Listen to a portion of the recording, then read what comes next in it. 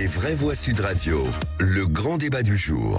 Ce qui me met en colère, c'est le cynisme et c'est le désordre. Au fond, nous devons passer cette tempête. Mais ils ont surtout prouvé quoi? Qu'ils étaient prêts, socialistes, écologistes, communistes et LFI, à se mettre main dans la main avec le Rassemblement national. Pour traverser cette tempête, on doit protéger les plus faibles. On devra décaler l'âge légal de départ de 4 mois par an. Et il y a la crise dans nos services hospitaliers et il y a la crise de nos déserts médicaux. Alors qu'il y a la guerre en Europe, qu'il y a la crise, qu'il y a le désarroi de tant de familles et qu'il nous faut être aux côtés des Français. Je veux aussi qu'on réforme l'organisation de nos hôpitaux, que les soignants retrouvent le pouvoir à l'échelle du service. Ce qui veut dire que là où nous sommes aujourd'hui, à 62 ans, on passera à horizon 2025 à 63 ans, à horizon 2028 à 64 ans et à horizon 2031 à 65 ans. Et je vous le dis, ça ne mènera à rien. On n'a pas fini de travailler, les amis, en tout cas, avec Félix Mathieu. On vous pose cette question sur le Twitter de Sud Radio. Sur quel sujet Emmanuel Macron a-t-il été, d'après vous, le moins convaincant hier soir? On vous propose 4 solutions: sur la retraite à 64 ans, sur le durcissement des OQTF, sur la hausse du salaire des soignants ou alors sur le désordre qui serait provoqué par les oppositions. Vous continuez à voter sur le Twitter de Sud Radio. Et pour l'instant, c'est le durcissement des OQTF à 51%. Et vous nous appelez 0826 300 300. Cette question, on la pose à tous ceux qui nous écoutent sur Sud Radio. Félix Mathieu. Oui, Emmanuel Macron a répondu hier, par exemple, à la polémique sur les obligations de quitter le territoire français, les OQTF non appliqués. Le chef de l'État a distingué 2 cas différents: les refus de visa ou d'asile, des OQTF sans réel grief contre la personne déboutée, OQTF qui ne peuvent pas, dit-il, être respectés à 100%, ni en France ni ailleurs, dit-il. Il les oppose en tout cas à un autre type d'OQTF. Par contre, ensuite, on a les obligations de quitter le territoire sans délai de départ pour motif d'ordre public. Et c'est là-dessus qu'on s'est concentré. Je regarde les chiffres des 15 dernières années. Dans la période 2007-2011, on faisait 12 300 départs forcés en moyenne. Dans la période 2012-2007, 14 000. Quand je regarde ces dernières années, eh bien avant Covid, on est passé de 13 000 à 14 000, à 15 000, à 19 000. Donc on a nettement amélioré. C'est le Covid qui nous a mis un coup d'arrêt. On a durci le dialogue avec les pays d'origine. Ça a marché parce que on a, en 2 ans, réussi à renvoyer chez eux 3 000 personnes qui étaient en situation irrégulière, qui troublaient l'ordre public. On s'est concentré sur ces obligations de quitter le territoire français pour les étrangers en situation irrégulière qui troublaient l'ordre public. Autre sujet, les soignants face à la crise des vocations. Le président promet de revaloriser le métier. Il y a un paquet d'urgences mieux payées, la nuit, les week-ends, aider, maintenir. Convaincre celles et ceux qui viennent de partir de revenir parce que les conditions sont meilleures. Emmanuel Macron qui a mis sur la table une proposition pour pallier au manque de médecins généralistes, alors qu'ils sont nombreux, vous le savez, à approcher l'âge de la retraite. Au premier jour de leur retraite, de pouvoir continuer leur activité et de garder tous les revenus qui sont les leurs pour eux, sans payer de cotisation retraite nouvelle. Et donc de pouvoir accumuler votre retraite à taux plein, quand vous y avez droit, et en plus de ça, vos salaires, et vous ne payez plus les droits à la retraite. Donc, c'est un vrai changement de vie. Aujourd'hui, on les empêchait, on leur demandait d'arrêter 6 mois, on leur disait, si vous vous remettez à bosser, vous n'aurez pas de droit, vous continuerez à payer des cotisations retraite, mais vous n'aurez pas de droit à retraite en plus. Je veux qu'on change ça. Alors, sur les retraites, mais pour tout le monde, cette fois, un autre gros sujet, il faudra décaler l'âge de départ de 4 mois par an à partir de l'été 2023, déclare le chef de l'État.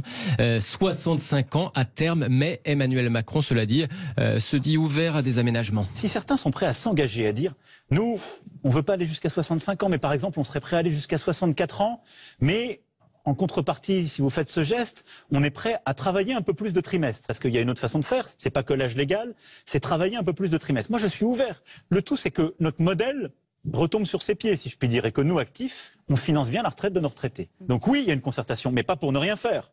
65 ans ou 64 ans, si en plus des 64 ans, on allonge les trimestres, moi j'y suis tout à fait ouvert. Mais il faut aussi que tout le monde s'engage. Le chef de l'État qui s'est aussi livré à un coup de gueule contre les oppositions, contre cette motion de censure de la NUPS votée par le RN. J'ai entendu les déclarations triomphalistes de M. Mélenchon. À 50 voix près, on y était.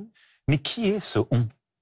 L'alliance donc de députés, je pense à leurs électeurs ce soir, socialistes, écologistes, communistes, LFI, avec ceux du Rassemblement national. Vous pensez que nos compatriotes qui ont voté pour un député socialiste ou écologiste, ils lui ont demandé de porter une majorité avec des députés du Rassemblement national, ils lui ont demandé de déposer une motion de censure qui, à dessein, a été changée par cette coalition baroque de la NUPS. Ce qui me met en colère, c'est le cynisme et c'est le désordre. Et je vous le dis, ça ne mènera à rien. Une critique à laquelle le RN a répondu dans la foulée. Une motion de censure, ça n'est pas un programme de gouvernement. Merci Félix Mathieu. Félix Mathieu. Et ça sonne au 0826 300 300. On va dire bonjour à Gérald qui nous appelle d'Auxerre. Bonsoir Gérald. Bonsoir, merci de prendre mon appel. Merci d'être avec nous. On fait un tour de table d'abord sur des questions, par exemple sur les médecins, peut-être sur le médical, sur le fait que les médecins vont pouvoir, suite dans le cadre du désert médical, de pouvoir travailler en étant à la retraite. C'est une bonne mesure. Ma chère Cécile, ce n'est pas une mauvaise idée, mais si vous le permettez, j'ai déjà été relativement long sur l'intervention du président, mais je voudrais attirer l'attention des auditeurs sur le fait que je suis frappé par la colère totalement artificielle qu'il a développée à propos de l'alliance soi-disant contre nature. Parce que non seulement il pâtit d'une majorité relative dont manifestement Renaissance ne cesse pas de souffrir, mais il prétendrait aussi, si j'ai bien saisi, organiser la manière dont les oppositions contradictoires devraient agir au Parlement et notamment à l'Assemblée nationale. Et ça devient un petit peu compliqué. Au fond, il rêverait d'oppositions qui ne s'opposent pas. Qui ne sont pas des oppositions. Oui, il est d'une mauvaise foi crasse, et de toute façon il le sait très bien, dans la mesure où de toute manière, si on devait recenser le nombre de choses qui ont été votées par l'Assemblée nationale avec la majorité, si on devait rappeler les 200 voix, c'est énorme, pour faire élire 2 vice-présidences du Rassemblement national, pour que le Rassemblement national, pour la première fois de son histoire, obtienne un poste prestigieux à la délégation du renseignement. Donc il est de très mauvaise foi, d'autant que chacun sait qu'une motion de censure n'est pas un programme de gouvernement, c'est fait pour faire tomber un gouvernement. Dernier point, je suis très outré qu'Emmanuel Macron reprenne cette fake news sur le texte expurgé. Pourquoi ? Moi je l'ai vu ce texte, depuis le début jusqu'à la fin. Ça c'est un truc qui a été balancé par les socialistes parce qu'ils sont en plein congrès, toute la bande à Hollande. Dans le Canard enchaîné. Non mais on s'en met que de ce que c'était dans le Canard enchaîné. Moi aussi je peux fournir au Canard enchaîné, donc on va dire la réalité, ça a été balancé par les socialistes qui sont en plein congrès, toute la bande à Hollande, etc. C'est repris par Macron, il n'y a aucune purgation de ce texte. Il n'a pas été fait pour que le Rassemblement national le vote, il a été fait ce texte sur une ligne pour faire tomber le gouvernement. Après, qu'il en soit excédé, je le comprends, mais il n'a pas le droit de mentir comme ça, c'est pas vrai. Moi je suis pas d'accord avec ce qui vient d'être dit. Emmanuel Macron a fait de la politique. C'est quoi le contexte du pays? C'est une tripartition du champ politique, Renaissance, bloc de gauche extrême, bloc de gauche NUPES, bloc de droite extrême RN. Donc il s'est choisi un ennemi, c'est clair qu'il a le choix. Son ennemi, c'est la NUPES et la France insoumise, avec le but peut-être de faire revenir en termes de soutien cet électorat social-démocrate, proche du PS, proche de LV, qui est pas si sévère à son égard. Donc il fait de la politique avec peut-être une fake news sur ce texte. J'ai pas suivi les choses, mais il fait de la politique, il a le droit de le faire. On a eu des présidents qui l'ont fait même de manière encore plus poussée. Par contre, c'est vrai que sur toute une série de sujets, il a peiné à convaincre, peut-être en parler, notamment sur la retraite. On va au 0826 300 300. Justement, Gérald qui nous appelle d'Auxerre, merci d'être avec nous. Vous avez regardé, j'imagine, l'interview du président. Quelle est votre image? Est-ce qu'il vous a convaincu? Est-ce que finalement vous avez eu les sujets ou les réponses à vos questions? Absolument pas. Je pense que c'est un président qui a fait un grand discours de démagogie, comme il a l'habitude de faire, et après il tape du pied parce qu'il n'est pas content, parce que effectivement il y a une opposition qui pour lui apparaît comme vraiment le diable en personne.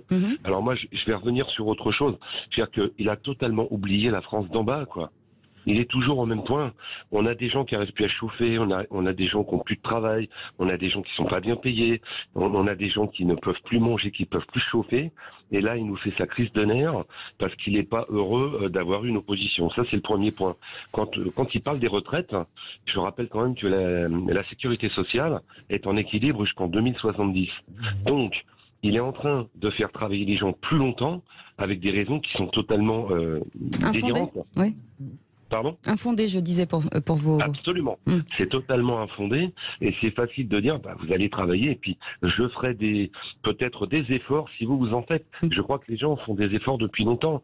Je vais parler des médecins parce que moi je travaille dans le domaine hospitalier. On n'a plus de médecins, on n'a plus d'infirmières, on n'a plus d'aides-soignantes, on n'a plus d'ASH parce que ce sont des métiers qui sont de moins en moins reconnus. On a fermé des milliers de lits.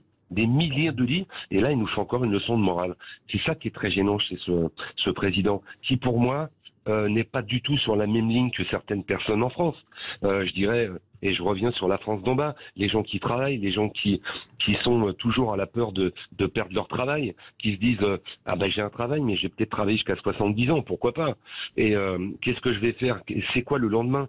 Monsieur le président de la République ne connaîtra jamais la fin, ne connaîtra jamais la peur du lendemain, ne connaîtra pas la peur de perdre un travail, et c'est ce qui est franchement gênant chez ce président. Il est un peu ironique, c'est le roi et sa cour qui dit je décide, mais le reste, je n'en tiendrai jamais compte. Merci beaucoup pour votre témoignage, Gérald. Je vous en prie. Merci beaucoup. On voulait vous offrir un petit cadeau, Gérald, pour votre merci de votre fidélité. Une Ice Solar Power, qui est un modèle casual brown, puisque vous savez qu'on va changer d'heure. Vous pouvez la faire recharger au soleil. Profitez-en.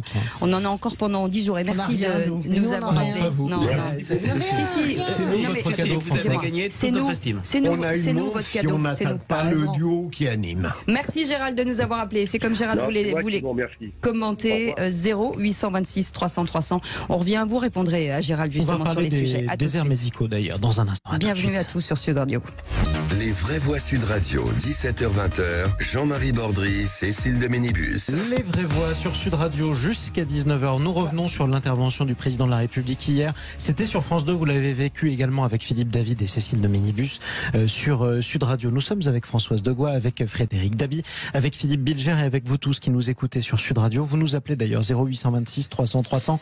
Dans un instant, on va donner la parole à Pierre qui nous appelle depuis le Tarn-et-Garonne, pas très loin de Montauban. Je crois, je le disais, beaucoup d'annonces du président de la République, notamment cette idée qui a été formulée hier pour la première fois, permettre aux médecins qui partent en retraite, qui prennent leur retraite, de continuer à travailler mais sans plus cotiser pour leur retraite. En d'autres termes, leur demander de toucher leur retraite mais de ne pas la prendre. Est-ce que c'est une solution pour lutter contre les déserts médicaux d'après vous, la désertification médicale d'après vous, Françoise Degois?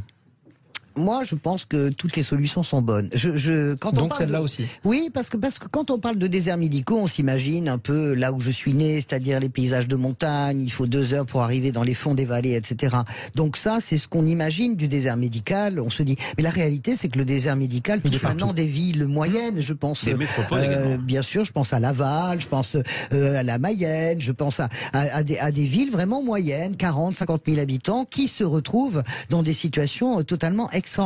Donc oui, tous les moyens sont bons. Encore une fois, vous savez, quand vous faites l'ENA, on vous envoie pendant 1 an en stage. Vous ne choisissez pas votre stage, vous partez, que ce soit en France métropolitaine, même à l'étranger. Eh bien, faisons-le. Moi, je ne dis pas pour qu'on raccourcisse les études, parce que quand même, il faut quand même. Vous avez besoin de vous faire bien soigner. Voilà, une sécurité. Mais oui, bien sûr. Et puis recrutons des médecins étrangers. Vous savez, je vais beaucoup dans les hôpitaux pour des raisons personnelles, pas moi qui suis malade, mais des amis à moi. Moi, je vois bien un endroit comme Necker. Vous avez la plupart des chefs de service. Vous avez des Syriens, des Italiens, absolument, des Marocains. C'est juste extraordinaire. On a réussi ça en médecine. Faisons-le aussi dans les déserts médicaux. Frédéric Dabi. Oui, alors c'est vrai que je partage ce que vient de dire Françoise. En tout cas, c'est une préoccupation terrible des Français. Si je prends notre enquête de rentrée sur les thèmes prioritaires, la santé était devant le pouvoir d'achat et l'inflation. Et ça a commencé avant le Covid, c'est anté-Covid, notamment pour des questions d'accès aux soins et de déserts médicaux. Et c'est vrai, aller prendre même à Paris, trouver un rendez-vous chez un ophtalmologiste, chez un dermato, même dans une grande métropole, c'est relativement difficile. C'est moins difficile que dans une France périphérique. Donc, tout ce qui peut être, tout ce qui peut faciliter. Et c'est intéressant. On met souvent des retraités à contribution. On avait pensé à eux, c'était d'ailleurs Ségolène Royal à l'enseignement scolaire, à mettre, faire participer des retraités pour travailler sur l'illettrisme lors de la JAPD, la journée d'aptitude à la préparation à la défense. Merci. C'est la première solution opératoire contre les déserts médicaux. Oui, parce qu'on a souvent énormément de retraités qui veulent continuer à travailler. Absolument. Et l'incitation financière, moi je la trouve assez intéressante. Moi je trouve ça très bien. Ça c'est très bon. En tout cas, 0826 300 300, on retrouve Pierre qui nous appelle depuis le Tarn-et-Garonne. Bonsoir Pierre, vous vouliez réagir? Bienvenue sur Sud Radio. Oui, bonjour à tous. Alors, moi, ce qu'a dit Gérald tout à l'heure, il a bien résumé ce que pensent tous les Français. Une fois de plus, il nous a fait une pièce de théâtre, notre président. Et en plus, il n'a pas parlé des retraités. Parce qu'en fait, vous voyez, les retraités, eux, ils n'existent pas. Parce que jamais personne ne parle des retraités. Si, ils existent pour voter. Ils existent pour voter. Ah oui, là, mais pour voter. Oui, pour voter, oui. Emmanuel Macron. Oui, mais les retraités, voilà, ils n'existent pas. Et vous attendiez quoi, Pierre? Ils ne s'offrent pas. Vous attendiez quoi, Pierre? Comment j'attendais quoi? Vous attendiez quoi? Des augmentations de salaire. Ils parlent que les entreprises doivent faire leur part, augmenter les ouvriers, mais les entreprises ne peuvent pas augmenter. Il faut que l'État prenne en charge les personnes qui sont dans le besoin, que ce soit les retraités, que ce soit les ouvriers, et surtout la classe moyenne et puis les gendarmes, quoi. Gérald a très bien résumé. Merci en tout cas d'avoir pris la parole sur Sud Radio, Pierre. Voilà. Justement. C'est criant de vérité, quand même. Oui, alors même si il y a quand même, on est quand même dans un pays où l'État prend en charge énormément de choses. Le tableau montré par Emmanuel Macron est un tableau qui n'est pas de son fait, qui est juste et qui est objectif. Moi, j'ai été vraiment frappé par une séquence lors de cette intervention qui n'est pas une séquence Emmanuel Macron, c'est ce reportage où on voit un couple avec un jeune enfant faire des courses et il regarde, il compte au centime près. Ouais. Moi, ce qui m'a frappé encore plus, c'est la fin où on apprend que ce couple gagne 4 000 euros à deux. Et ce qui n'est pas une somme ridicule.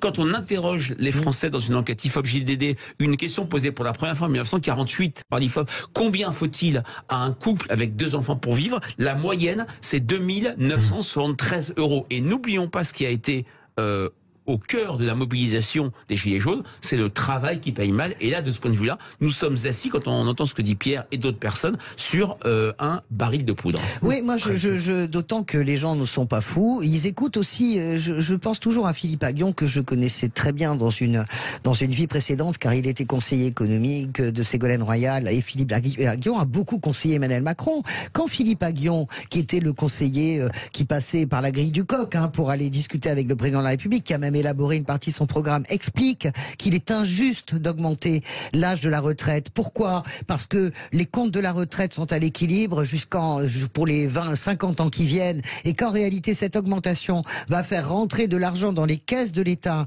toujours sur la masse qui travaille, pour aller colmater des brèches qui ont été faites ailleurs. Oui, c'est profondément injuste. Et ça, si vous voulez, les gens le savent parfaitement. Vous pouvez avoir toujours le même catéchisme sur oui, mais on vit plus longtemps, il faut travailler. C'est pas ça le souci. Le sujet n'est pas là. Le sujet est quelle est la mécanique qui fait qu'on va leur pomper sur le plus grand nombre pour, calfeutrer des brèches faites par des mauvaises politiques publiques. Vous comprenez? Donc ça, les gens, ils l'entendent. Et moi, je crois qu'il faut aussi entendre les petits retraités.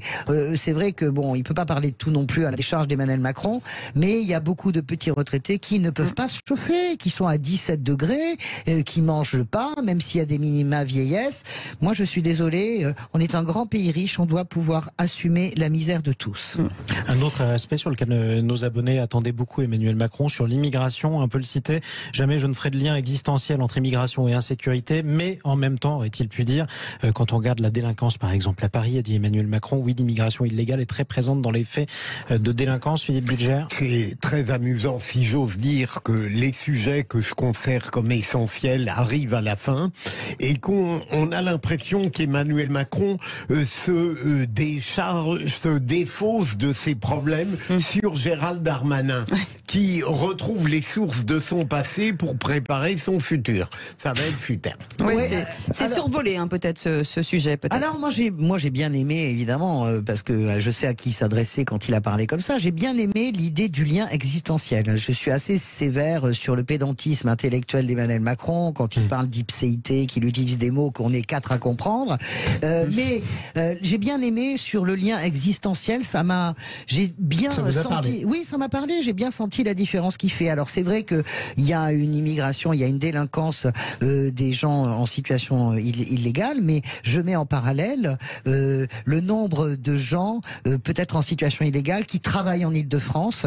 Je le redis, l'économie dans ce pays tourne avec des gens sans papier. C'est exactement la même hypocrisie que Matteo Salvini quand il était ministre de l'Intérieur, mais qu'il laissait tous les Tunisiens et les Marocains en situation irrégulière faire les récoltes dans le sud de l'Italie. Ça m'écoeure. Un petit mot pour finir. Moi, il va être long ce quinquennat. Il va durer encore 4 ans et demi, mais c'est une durée qui me paraît normale. Non, moi, ce qui me frappe, c'est à quel point dans l'opinion publique, le lien insécurité-immigration que faisait seulement uniquement par le passé Jean-Marie Le Pen est un lien maintenant qui est fait de plus en plus fortement. Jean-Marie Le Pen est à droite des années 90, bien sûr, mais est un lien maintenant que les Français font spontanément. Et de ce point de vue-là, il faut le dire, l'affaire Lola a été un trauma qui a eu un effet. Sarkozy, non, je suis content. Sarkozy, on en débat pas de délinquance dans le plateau de Sud Radio. Restez avec nous. Les vrais voix reviennent dans quelques minutes, juste après le journal de 18h. On va parler de zones à faible émission. Tiens, un autre sujet sur lequel on pourra s'écharper. On en parlera avec vous tous qui nous écoutez et qui nous appelez 0826 300 300. À tout de suite.